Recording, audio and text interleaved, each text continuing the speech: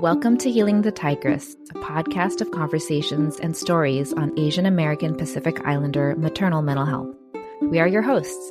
I'm Peggy, a perinatal mental health therapist. And I'm Jasmine, a clinical pharmacist who is perinatal mental health certified.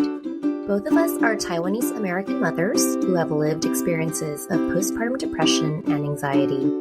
It felt like we didn't see anyone who looked like us also struggling with their mental health in new motherhood. But we would go on to learn that it wasn't just us and that there was so much more to perinatal mental health. So we created this podcast because we know that sharing these stories can begin to break the stigma of mental health in our community, and we want to help heal the inner tigress in all AAPI parents. Let's get started. All right. Welcome back, everyone, to Healing the Tigress. I can't believe we are on season 3 with 40 episodes under our belt. Well, for those of you who are new to our show, welcome. And our season typically runs along with the school year. So somewhere from late September through early June. We do take like a winter break and a summer break, just kind of gives us some time to spend with our family. And this opening episode of the season is really just to give everyone some updates as to what's new coming up in this season, what new stuff we've been working on, as well as we have collected some your questions, listener questions to answer in this episode. Yay! Yeah, so I think maybe I will let Peggy start to maybe just reintroduce ourselves. I know, just because if we have some new listeners and you don't want to go all the way back to episode 0, but you can always go back to episode 0, the pilot episode, for more details on our background, why we started this. But I think it's okay to give a little quick reintroduction of ourselves. So I am Peggy, and like you hear in our intros in the beginning of the episodes anyway, I am a licensed clinical social worker with 10 plus years experience working in mental health. Took a pretty long break into the corporate health tech space, and now I am practicing as a perinatal mental health therapist, which means I do therapy primarily with pregnant and postpartum women and parents. And I am second generation Taiwanese American, which means I am the first in my immediate family born in the States. All right. So, hi everyone, I am Jasmine. I'm our other co-host of this show, and I am a clinical pharmacist. Peggy and I both have perinatal mental health certifications through PSI because we're just kind of nerds like that and so passionate about maternal mental health. And I had a really bad experience with postpartum depression after the birth of my child, 6 years ago now. So really severe postpartum depression, postpartum anxiety. And as a healthcare provider, it just really rocked my world that this could happen to me, somebody that should have been prepared. Taking medications was a whole new thing for me as well, the stigma behind it, even as a pharmacist. And so as I healed and shared my story, and Peggy and I decided to come together to start this podcast, it was kind of Peggy's idea to sort of do something for the mental health space. And we added an extra layer to say we really wanted to have a space for Asian American Pacific Islanders and sharing our maternal mental health stories, because when I was recovering, I didn't see people that looked like me talking about this kind of stuff. And it felt very lonely. It felt like I was the only one that was going through it. But as I was healing and recovering, hearing those stories from other people was so helpful. So that's why we're here today. Our mission is to really destigmatize mental health in the AAPI community, talk about medication fears, even just breaking generational cycles as we grow into this parenting role and, doing that inner work for ourselves and for our children. So if you're here today, thank you. If you've been a supporter from day 0, day 1, we are so thankful for you and your support. It means so much to us. Yeah, well said. And thank you for being here. If you are new here and you haven't listened to previous episodes, we would love to talk a bit about some of our favorites from this past season. And that way, if you don't have the time and energy as a busy parent to go and listen from episode 0 and on, here are some of our favorites from last season. Jasmine, do you want to kick it off with some of your favorites?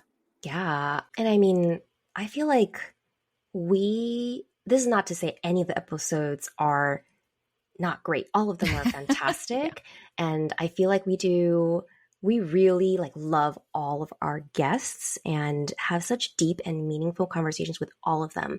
But that being said, like, I know these are hard topics and not really necessarily every episode is for everyone. And it's totally okay if you don't find resonance in some of them, but maybe down the line, there is a topic that really does kind of hit the nerve. And so from last season, from season 2, we definitely had a ton of highlights. I would say my absolute favorite episode, and this is probably just my personal bias because this was like my dream wish list guest, was Dr. Jenny Wang's episode on like breaking generational cycles and permission to do that. I felt like it was such an insightful conversation about, growing up Asian American and how we are doing a lot of that work to parent differently with our kids. And she gave so many great tips and advice and, how to do that inner work. So that's probably my absolute favorite, but not to say I love so many of our other guests too. Yeah.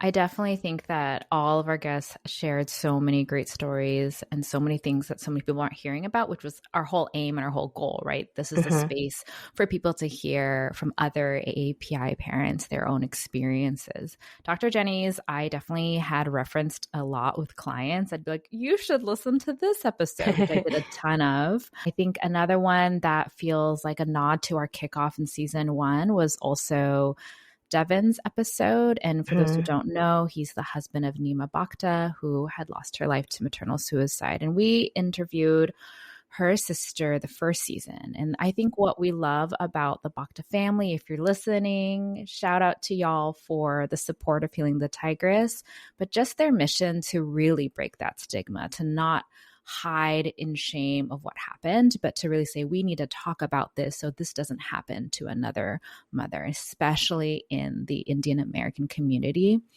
So being able to have the privilege to talk to her husband, Devin, was really powerful. And I think, if anything, the timing, had we had found him maybe the year before, I don't know if he would have been ready. I don't know. I think that he was even in a space in his journey of grief and healing to be able to come and share his experience and his side of the story and what it was like losing his wife.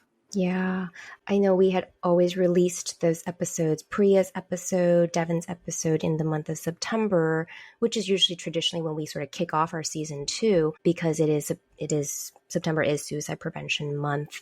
And I know when we had started this podcast, another really big wish list of mine was to be able to highlight Nima's story, just because it had impacted me and sort of hit me so hard when I had learned of her story during my recovery process too. It happened probably, I was almost at the tail end of weaning off of my antidepressant at that point. But just to hear about it and be like, gosh, like we can't lose more moms to this silent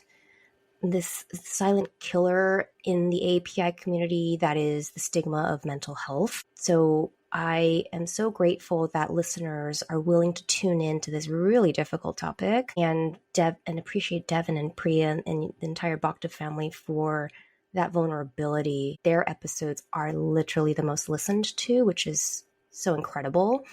And honestly, I feel like all this work we do, I think of Nima all the time. It really is hopefully carrying out some of what she had hoped that people would be able to talk about it more after her passing. Yeah. But along those lines of you saying that we wanted to talk about more topics, bring in more guests on different types of things, like we talked more last season about like neurodivergence, again, covered things like loss, womb loss, adoption, that was new, and even had some LGBTQ guests, which I thought was really cool to just, again, we want to be inclusive of this parental space, all AAPI welcome, Yeah. And So we had birth workers. We learned a lot about that's birth right. work, doulas, so other providers in this space of entering into parenthood. So that was really great as well. Huh. And we had some big names like, oh my gosh, remember fangirling over talking to Jen Che from Yes. Head to Toe? Oh my gosh, we grew up with her on YouTube. And for me, like Alice Chan, Momcom NYC, she was hilarious. Mm-hmm. And the funny thing, I guess funny, is that, she was talking about postpartum rage, like mom rage, which you don't think would be a thing for a comedian, but Mm-hmm. I guess humor is a way to cope as well with your feelings. So And yeah. if you follow us on Instagram, Alice's Reel, that is the little snippet for every episode. If you follow us on Instagram, we like to give little teasers of the episode or quotes. So we pulled the quote from her episode and it got a ton of responses and views. I think because people could really relate to postpartum rage and no one's really put a name to it or talked about it. So I think that really stood out too, that people are like, oh yeah, I've felt that before. Yeah, exactly. All right, so that's a little bit of a wrap up or preview review of last season. If you were able to listen along, if you missed a few episodes and you were like, oh shoot, I've missed that one and I'm going to go back and listen to it now, I guess maybe we can tease a little bit what's new for this season and what to expect. Yeah, we've started doing some of the work already. We have a great lineup of people that for this season. I don't always like to give some of these away only because life happens and sometimes people have to reschedule and sometimes things fall through, but hopefully, crossing fingers, everything goes smoothly. But so far we have some new topics like working moms. I don't know if we've talked necessarily about the push and pull of, going back to work, even wanting to go back to work. It's not necessarily a bad thing. It's just what every person and woman and mother wants or personally desires in her life.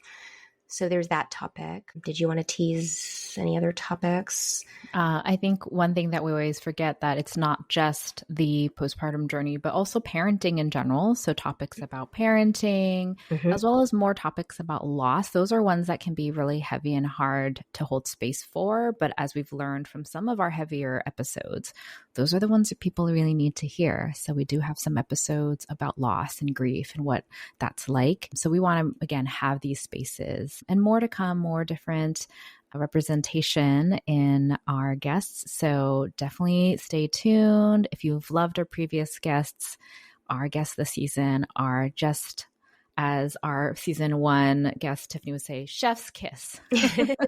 Yeah, very excited for that. I'll go ahead and share another exciting new for this season is that we are now launching, drumroll, Buzzsprout subscriptions. So again, if you follow us on Instagram, we made a little soft launch, hard launch. I don't know what these things are called anymore, but we launched the Buzzsprout subscriptions. If you've been following us for a long time, we did have Patreon and we were kind of transitioning off of that just so that it's much easier for folks to be able to access things like bonus episodes. And those seemed to have been from our Patreon members, the things that they love the most about being a supporter is getting bonus episodes. I can't believe you guys want to hear more of Jasmine and I yapping away. But so how the subscription works is it is $5 a month, which is a cost of a cup of boba, a thing of boba or coffee or matcha or whatever. You can also add more. I'm not even sure. I don't think that can get you a matcha. I'm not sure here if we could get a cup of boba for $5. Right. And we would have to probably share one. But yeah, it's less. It's less than a cup of boba. It's less than a cup of boba or coffee. I think it's maybe how much Costco costs monthly if you have a regular subscription. Does that really what it breaks down? I think so. If you break it down monthly. Okay, if you sold it to me like that, Costco, that's actually not too bad. Yeah.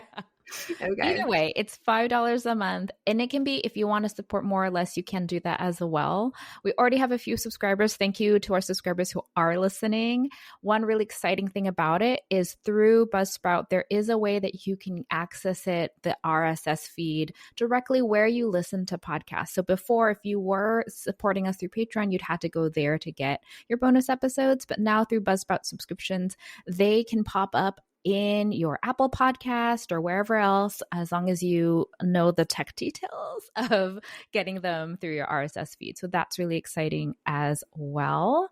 Yeah. And again, you would just have to go to Buzzsprout. What's the URL? I think it's healingthetigress.buzzsprout.com. And we'll link that in the show notes. It's all over our social media page. But basically, that's where you subscribe to it.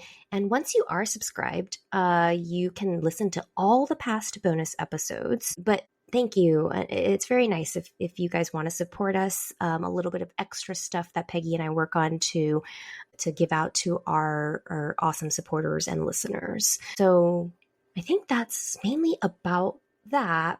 And maybe I can tease what's coming up. So for this month, we have a bonus episode coming. And if you stick around towards the end of the episode, we might even put a little preview of that episode in there to see if you want to subscribe to it.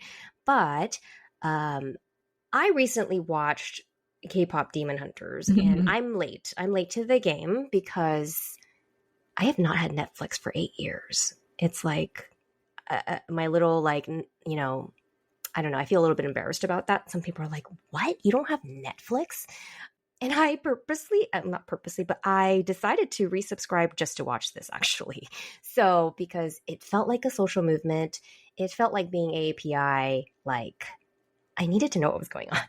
So we have an episode kind of going over our analysis behind this show and why we think it's actually pretty cool and great for great lessons to glean from it. I definitely would love to share and go over more what I personally got from it, and then what I'm hoping to translate down for my child. So it's all over the schools, like literally everywhere. So yeah, my kid's sick of hearing the songs.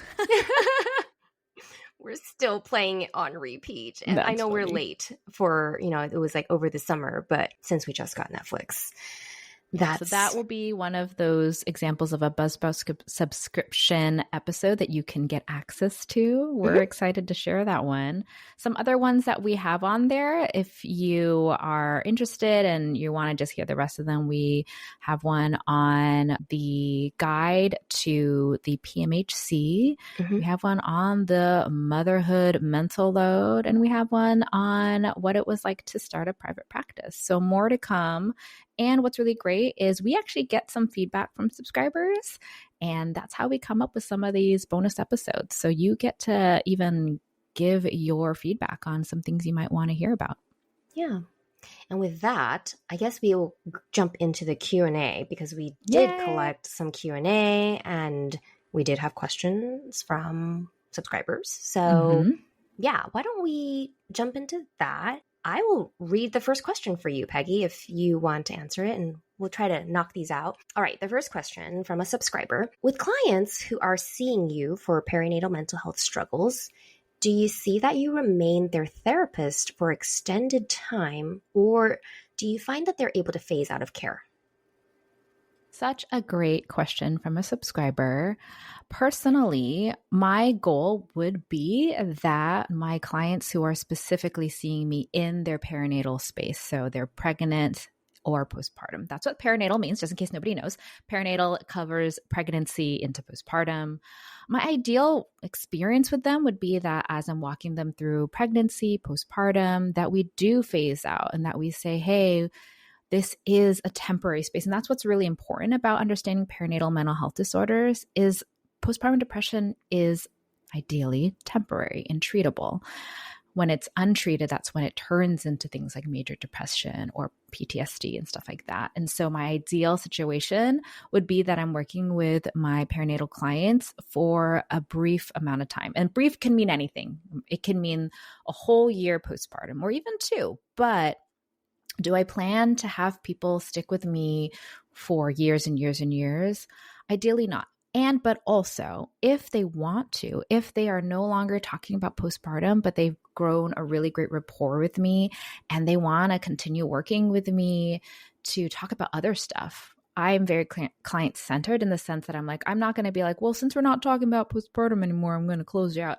I'm here to help everyone because I think at the end of the day, once you became a mother, you're a mother forever. And so a lot of topics will still come up about parenting, about your inner child, about your own issues that while they're not about pregnancy or postpartum anymore, they still need support. And we know it's so hard being a mom these days in this society and generation and all these kind of things. So outside of me, other therapists might have a different approach. But again, ultimately, I think some people can benefit from having long-term following with their therapist. And it can go in phases. Like I've mentioned before, someone that I could be seeing weekly could maybe transition to bi-weekly.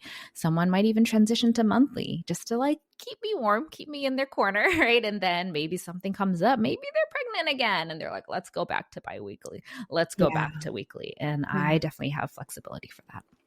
I mean, I never thought that I would continue to see a therapist for so long. I mean, I've switched therapists since my postpartum depression, but I had kind of re-entered into therapy when I was trying to decide if I wanted another child. And I really wanted someone to work with me through that. And as we're working through that, I realized there were other things I wanted to work through, just sort of like pass down generational stuff. And I've remained, in therapy.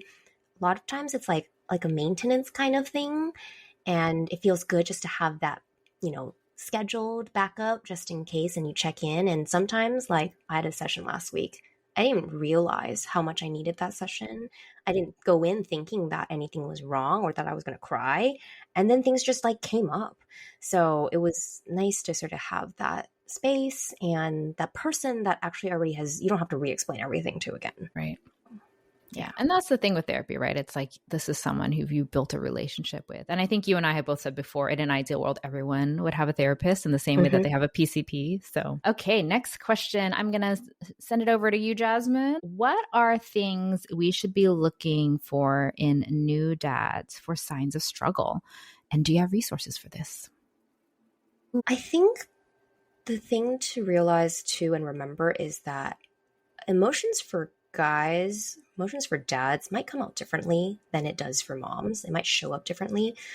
They might not, be weepy, or they may not be as direct about feelings or whatnot. So I think if you notice things like more tension, maybe even more anger. I feel like I've heard from our studies that like men tend to be a little bit more angry in terms of like that's where they're penting up their frustration and feelings. But that's not to say that that's the only way it shows up or that it necessarily will show up like that. I think maybe the main thing is to actually ask, like, remember to check in with the dads. Because yes, the mom is healing and, the baby is fresh and new. And the other thing too is the dad is new at this too. So I think it helps to remember to actually check in with your dad friends. And that actually might be a piece that I feel like we are lacking a little bit in that, yes, we've kind of put a lot of emphasis on please check in with the mom, make sure she's doing okay, right, and recovering. But at the same time, some support for the dads. I've heard from some of my dad friends. It's like, it would have been nice too if somebody also asked me how I was doing. Obviously, I'm not the center here, right? I didn't give birth, but that they're also trying to hold everything together. And especially if their partner, if the wife, the mom is going through something, I think it's even more important to check in with the partner because they're also navigating this and learning how to deal with it. And especially in our Asian American community, like that might be even harder to figure out how to navigate that and think like, is therapy a good idea? Is medication a good idea? Is any of this, right, a good idea for my partner, for me? And to know that there's no shame in reaching out for help. One of our past guests, J.S. Park, had a really great episode, kind of just being vulnerable with how he was going like 1,000% for his wife during the middle of the pandemic, and then realized that in the end also it was like taking a big toll on him. And he ended up also like burning out, crashing out, needing to also see somebody and go on medication, and that there was no shame behind that. He's also had like a long trauma past history that he's working through himself. So just be aware of that. And especially in our community, resources for this too, is I always turn to PSI. They have actually like dad support groups. I feel like even if you didn't have known depression, if you just feel like you want to talk in a support group or a dad group, just kind of listening to other people's support groups are actually more helpful than people think they are. I used to poo-poo them and be like, I don't need that. Like, I don't need to like listen to other people. I don't need to lay out my dirty laundry for everyone else to listen to as well. But as I've been in this space and I've realized that there is power in that group, and you don't always have to share. You can just be an observer and a listener, and that can be okay. But I'd love to hear if you also have other things to chime in, Peggy, because I'm no expert, on dads. I mean, you nailed it with everything I was going to share. I definitely. And for those who are new, PSI is Postpartum Support International. Tons of free support groups that are both online, and I think there's some in-person ones. The online ones are, I think, easier to access is what I was looking at.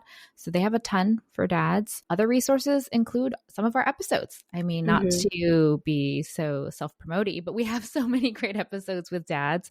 Jazz Park's episode's a great one. Dr. Matt Din is another one. Devon's is a good one. Henry as our gay dad with how he went through it with his partner.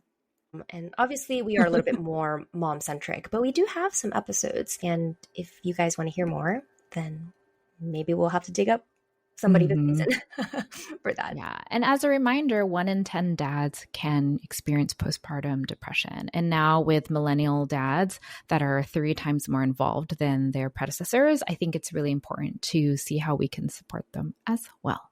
Yeah. And not just dads, the non-birthing partner, as we've had some LGBTQ guests as well, they can also experience this, whether or not they are the ones who birthed the baby or not. There's just a lot in that transition. And I think we should be checking in on parents in general.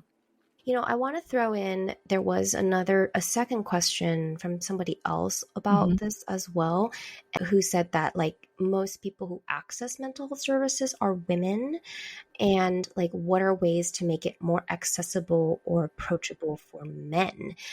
Because, women sometimes find it more helpful if they're focused on like an emotional resolution, but men sometimes want more like actionable solutions. So maybe they don't want to go to therapy because they're like, well, I don't think talking about it is going to be helpful, right? So I feel like these two questions are a little bit tied together in that like one of them is like, how do you recognize signs?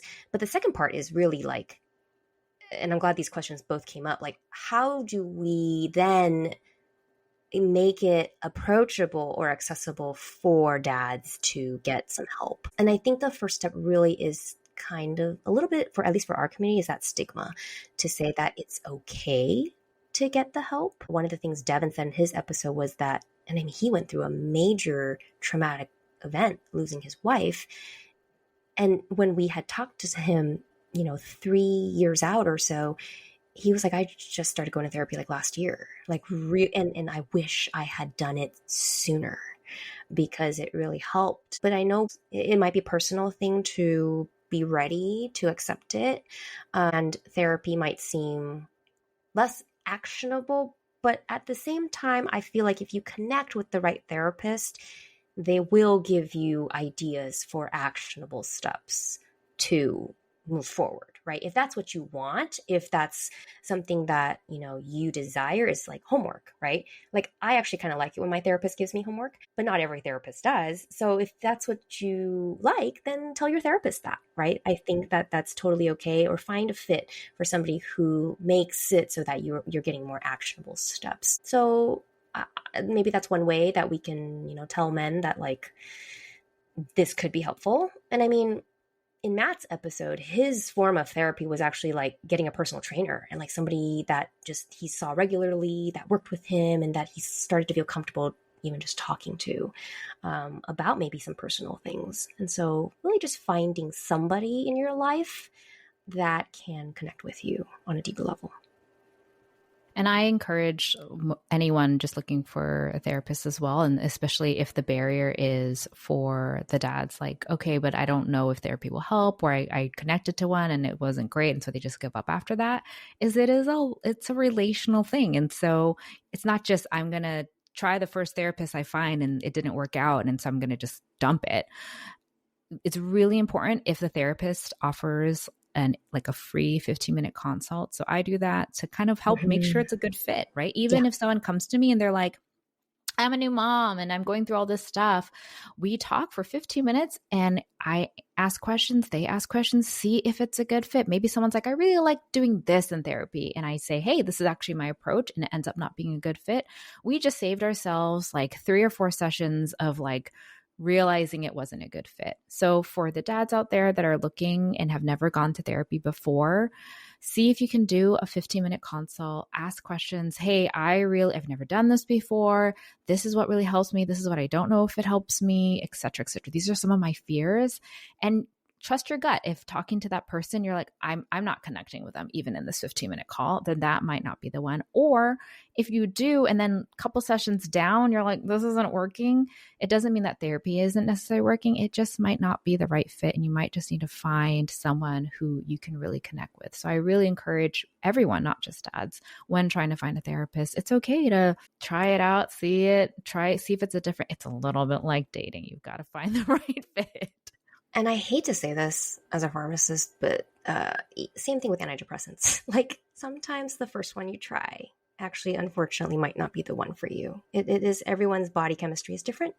So same thing with medication. Don't just also give up because one didn't work. So I'm not pushing for medications on everyone. It's not the right thing for everyone. But if it comes to that, it's okay too. Okay, and the last question I will give to you, if we can get through that. What kind of mental health resources may be available through employers or through the government? Great question. So most employers, if you have insurance through your employer, you should have some sort of mental health coverage. Whether or not it's great is across the board, right? Some people might have a zero copay. Some people might have a co-insurance. Other employers may offer an EAP, which is Employee Assistance Program. And usually those are kind of time limited. They have you get 15 sessions or 30 sessions or something. So so EAPs. Nowadays, too, there's a lot of these tech companies. There are a lot of mental health tech companies that are specifically employer benefit companies. So I am going to name drop some. These aren't sponsored. These are just ones I know through working in the industry. Lyra is a big one, Ginger, Modern Health. So some bigger employers, like bigger tech companies, may have that. And how that works is that instead of going through your insurance, your employer is paying for this and you just get access to it. How that works, though, is very different across all the different ones. You may be accessing they just have specific therapists that they contract with or whatnot. But the actual therapy is still just therapy. It's just how you're getting to those folks. And so those tend to not have any kind of copay if your employer is using those folks. In terms of government, though, at least in California, from my experience, is that the government resources are really limited to if you have Medicaid or in California, Medi-Cal. So if you have government insurance, Medicare, Medicaid, that's the only way you can really get resources. And basically it's just you get a therapist through the county or you get a psychiatrist through the county. Other than that, it's resources like 988 that you can call and stuff like that. So not a lot through our government. At least in my experience in California. A total shame because so many calls for or blames to mental health, and yet we have so few resources actually funneling in through the government. So that's another soapbox. Let's avoid that. But yeah, thank you for the questions, everyone. Hopefully this was helpful. And just to wrap up our talk for today, I think we'll do something a little different. Peggy, to wrap us up, what would you go back and tell yourself 2 years ago at the beginning of this podcast journey? Oh my gosh. I would tell myself that this would become way bigger than I ever imagined. And not in the sense that it's like, wow, we're in everyone's, kitchen and everyone's listening to us, but how its reach and its impact. The fact that 2 years ago, I was still working in health tech as a licensed clinical social worker, and how it would completely pivot my own direction and career. And also all the things that I would have learned and had access to. So I think I would just tell myself that this is going to touch more people than you thought, that it's not just like, I want to do this thing and what do you think about this thing? I think we've received a lot of feedback from listeners, subscribers, supporters, that they really appreciate what we're doing in this space. What about you, Jasmine? It's funny, I wrote this question down for you and I didn't even think about it for myself. I think I would tell myself that this is going to bring you more joy than you ever thought it would, that it's going to connect you to more people than you ever thought it would, particularly you, Peggy. And just that the work is going to be so fulfilling and healing in its own way. Like, I never thought I could continue to heal through this. And I never thought that people would really tune in and listen, and that we could even get some of the guests that we have. Like, it's just been astounding how generous our guests have been with their time and how excited some of them are. Just like, some of the things they say about the podcast at the end that totally, like, we didn't plant it or anything, but I've been very touched by how well received it's been. And clearly I feel like it's a needed space. So I would tell us that don't give up. Keep going, keep doing the work. And as long as you have the passion for it, then I think it's going to keep growing. So, yeah. I was going to add, and then you went there too, that I think I would have been so surprised at how much our friendship has grown in this, and how grateful I am to have someone like you in my corner, and how much you've been so pivotal in even my development in the perinatal mental health space. I'm having like a little like Travis Taylor moment where we're like, Jason, I think you need to leave the room. But I do think that has been like the cherry on top, is just our partnership and friendship coming out of this, which just goes to show when you have shared passions, not only are you able to move mountains and make impact, but like the right partner through it all is really important and pivotal. Oh, get a cry. Don't do it. Oh, we're not supposed to cry this episode. Okay. It's only the first one. Anyways, with that, a little taste of our, dynamic. Uh-huh. Thank you if you stuck with us through this first opening episode. And I cannot stress this enough. Thank you to everyone who has given us a rating and a review.